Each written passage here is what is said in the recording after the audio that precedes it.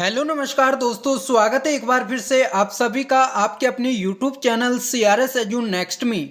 दोस्तों इस क्लास में लेकर के आए हैं आपके लिए भूगोल से संबंधित टॉप 50 प्लस क्वेश्चंस। तो दोस्तों आपको क्लास को अंत तक पूरा देखना है और कमेंट सेशन में जरूर बताना है कि आप इन 50 में से कितने क्वेश्चंस है सही करते हैं। तो दोस्तों क्लास को स्टार्ट करते हैं। तो हमारे पास में पहला क्वेश्चन है, भूगोल का जनक किसे कहा जाता है?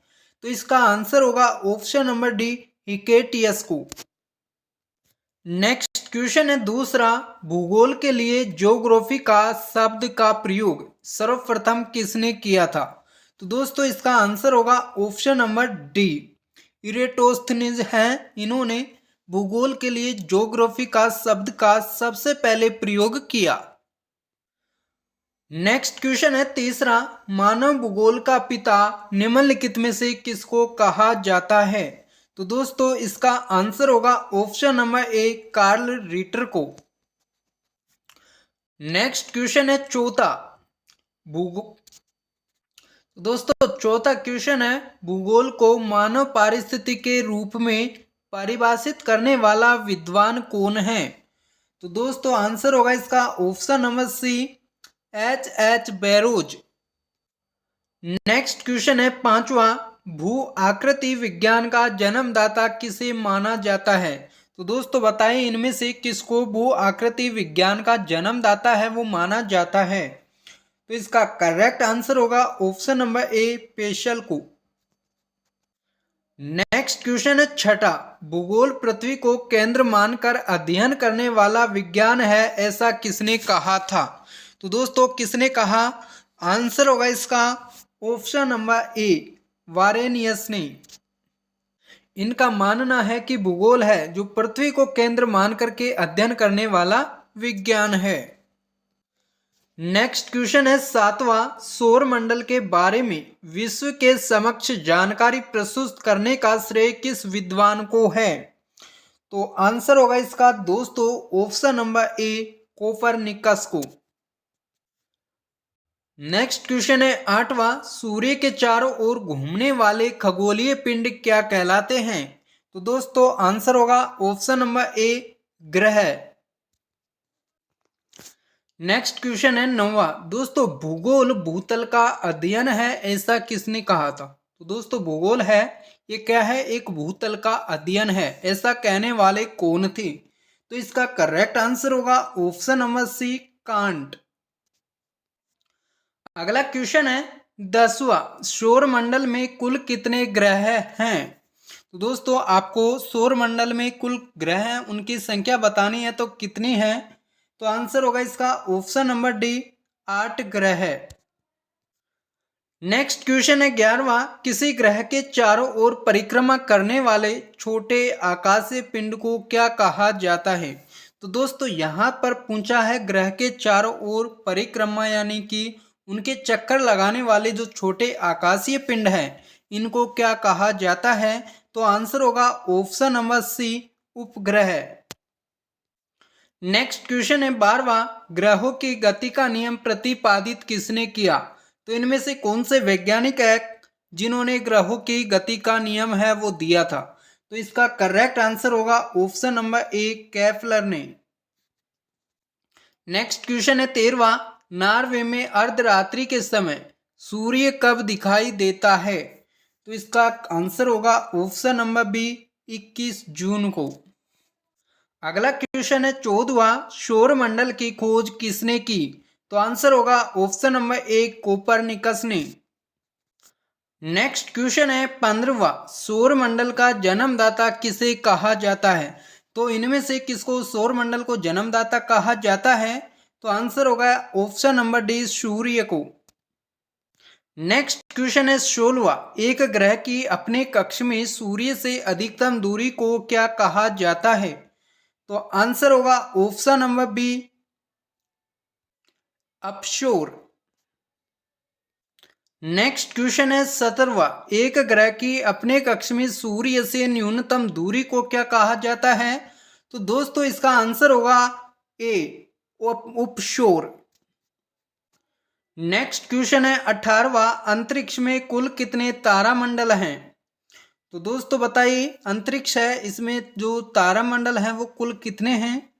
तो इसका करेक्ट आंसर होगा option number D, 89, 89।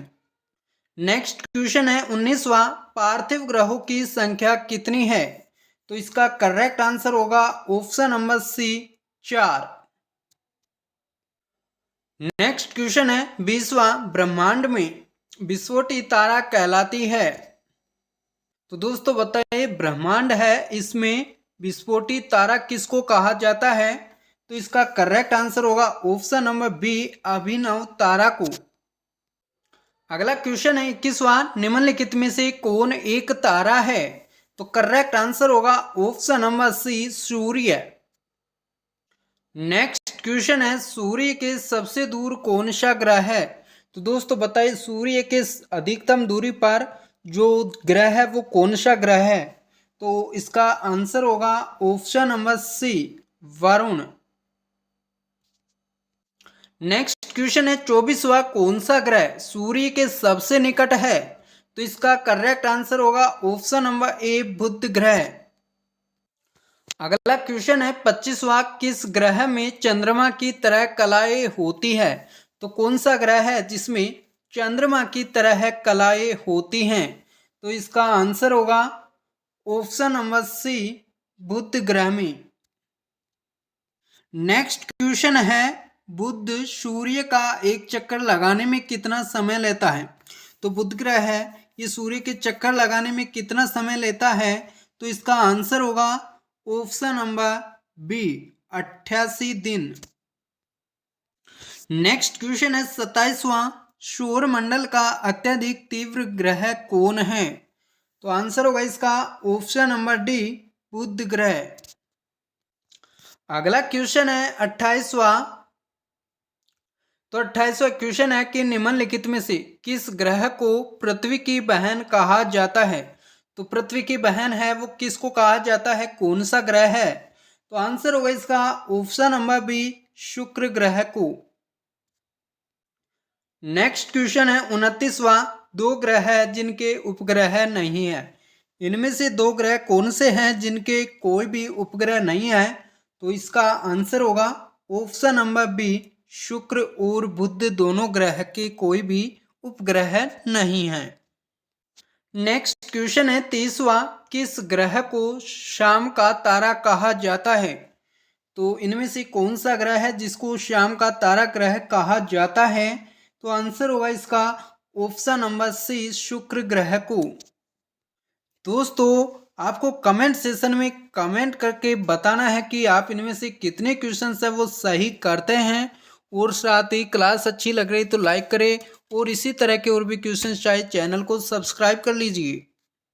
Next question है 31वां, यूरोपवासी किस ग्रह की पूजा देवी के रूप में करते थे?